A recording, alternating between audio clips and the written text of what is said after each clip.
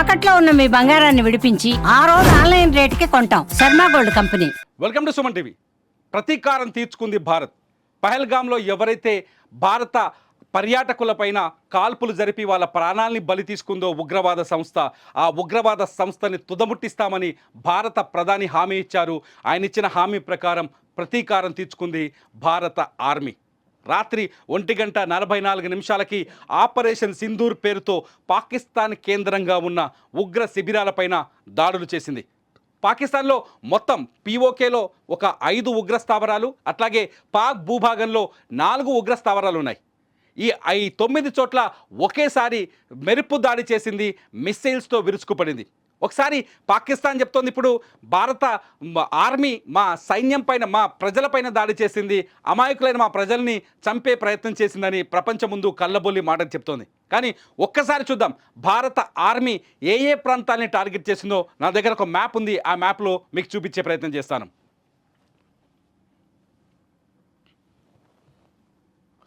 ఒకసారి చూడొచ్చు, భారత ఆర్మీ రాత్రి దాడి చేసిన ప్రాంతాన్ని మనం చాలా స్పష్టంగా చూడొచ్చు. ముందు పాక్ భారత సరిహద్దును ఒకసారి చూద్దాం. నిజానికి ఇదంతా భారత సరిహద్దే, ఇదంతా నిజానికి భారత సరిహద్దు. ప్రస్తుతం ఈ ప్రాంతం పీఓకేగా ఉంది. ఈ పీఓకేని కేంద్రంగా చేసుకొని పాకిస్తాన్ ఆర్మీ ఉగ్రవాద సంస్థలకు ఫండింగ్ ఇస్తుంది. ఇక్కడి నుంచే లష్కరే తోయిబా, జైషే మహమ్మద్, హిజ్బుల్ ముజాహిదీన్ వంటి తీవ్రమైన ఉగ్రవాద సంస్థలు భారత్ పైన దాడులు చేస్తున్నాయి. ఫస్ట్ రాత్రి జరిగిన దాడులను ఒక్కసారి ఎంక్వైరీ చేస్తే ఎక్కడెక్కడ జరిగింది చూస్తే ముజఫరాబాద్లో 2 దాడులు జరిగాయి. 2 దాడులు ముజఫరాబాద్లో జరిగాయి. ఈ 2 దాడుల్లో ముజఫరాబాద్ జైషే మహమ్మద్ ఉగ్రవాద సంస్థకి కేంద్రంగా ఉంది. ముజఫరాబాద్ కేంద్రంగా పెట్టుకొని ఎవరైతే మసూద్ అజార్ ఉన్నారో, మసూద్ అజార్ భారత్ పైన ఉగ్రవాదాన్ని ఉసుగొల్పుతున్నాడు. ఇక్కడ మరో స్థావరం హిజ్బుల్ ముజాహిద్దీన్కి సంబంధించిన స్థావరం కూడా ఉంది. ఇక్కడ 2 ఉగ్ర స్థావరాల పైన దాడి జరిగింది.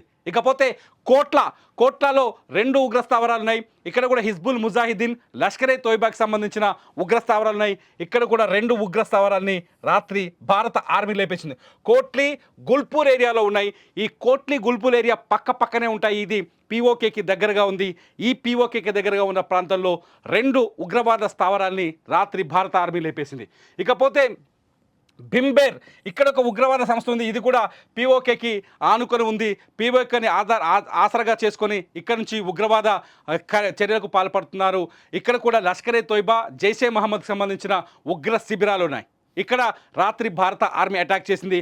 ఇక్కడ కూడా ఉగ్ర శిబిరాలు నేలమట్టమయ్యాయి. ఇకపోతే తర్వాత సైల్కోట్, ఈ సైల్కోట్లో కూడా రాత్రి అటాక్ జరిగింది. ఇది ఇక్కడ లష్కరే తోయిబా, హిజ్బుల్ ముజాహిద్దీన్కి సంబంధించిన ఉగ్ర స్థావరాలు ఉన్నట్టుగా గుర్తించింది. ఇంకా పూర్తి వివరాలు రావాల్సి ఉంది. ఆ తర్వాత చాక్ ఆర్ము, ఇది కూడా పీఓకేకి దగ్గరగా ఉంటుంది. ఇవంతా పీఓకేకి దగ్గరగా ఉంది. పీఓకే సరిహద్దు భారత సరిహద్దుకు, అంతర్జాతీయ సరిహద్దుకు దగ్గరగా ఉంది. ఇక్కడ కూడా రాత్రి ఉగ్రస్థావరం నేలమట్టమైంది. ఇకపోతే ముర్కిదే చాలా కీలకమైన ఉగ్రస్థావరం. లష్కరే తోయిబా ఏదైతే హఫీజ్ సయీద్ ఉన్నాడో, హఫీజ్ సయీద్ ఇక్కడి నుంచే తన సంస్థతో ఆపరేషన్స్ చేస్తున్నాడు. హఫీజ్ సయీద్ నడిపిస్తున్న, అతను నిర్వహిస్తున్న మసీద్ కూడా రాత్రి నేలమట్టమైనట్టుగా కొంత విజువల్స్ ద్వారా మనకు సమాచారం అందుతుంది.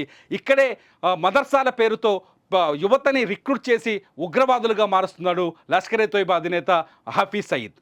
ఆ తర్వాత భావల్పూర్, ఇది చాలా కీలకమైన ఏరియా. భావల్పూర్ ఇది పాకిస్తాన్ భూభాగంలో ఉన్న పంజాబ్ ఏరియాలో ఉంటుంది. ఈ భావల్పూరే జైషే మహమ్మద్కి కీలకమైన స్థావరం. భావల్పూర్లో ఉన్న ఎవరైతే మసూద్ అజార్కి సంబంధించిన కార్యాలయం ఈ భావల్పూర్లోనే ఉంటుంది. ఈ భావల్పూర్ ఆసరాగా చేసుకుని భారత్ పైన ఉగ్రవాదాన్ని ఉసగొల్పుతుంది పాకిస్తాన్ ఆర్మీ. మొత్తంగా పాకిస్తాన్ ఆర్మీ ఉగ్రవాద సంస్థలకు డబ్బులిచ్చి ఆర్మీ కాపలా ఉండాల్సిన చోట ఉగ్రవాదుల్ని కాపలా పెట్టింది. మొత్తం ఇలా భారత సరిహద్దు చుట్టూ 42 స్థావరాలు ఉన్నాయి. ఈ 42 స్థావరాలను ఇప్పటికే భారత ఆర్మీ గుర్తించింది. చాలా క్లియర్గా శాటిలైట్ ఇమేజెస్తో సహా సిద్ధంగా ఉంది. ఈ ఆపరేషన్ సింధూర్ ఒకటే కాదు, ఆపరేషన్ సింధూర్లో మొదటి భాగం మాత్రమే అయ్యిందని, మరో దాడి కూడా జరిగే అవకాశం ఉందని భారత ఆర్మీ చర్చిస్తోంది. డిఫెన్స్ నిపుణులు చర్చిస్తున్నారు. మొత్తానికి పాకిస్తాన్కి గుణపాఠం చెప్పడం మొదలైంది. ప్రపంచ దేశాల ముందుకు వెళ్ళిన పాకిస్తాన్ ఏం చెప్తోంది? మా ప్రజలపైన దాడి చేశారని చెప్తోంది.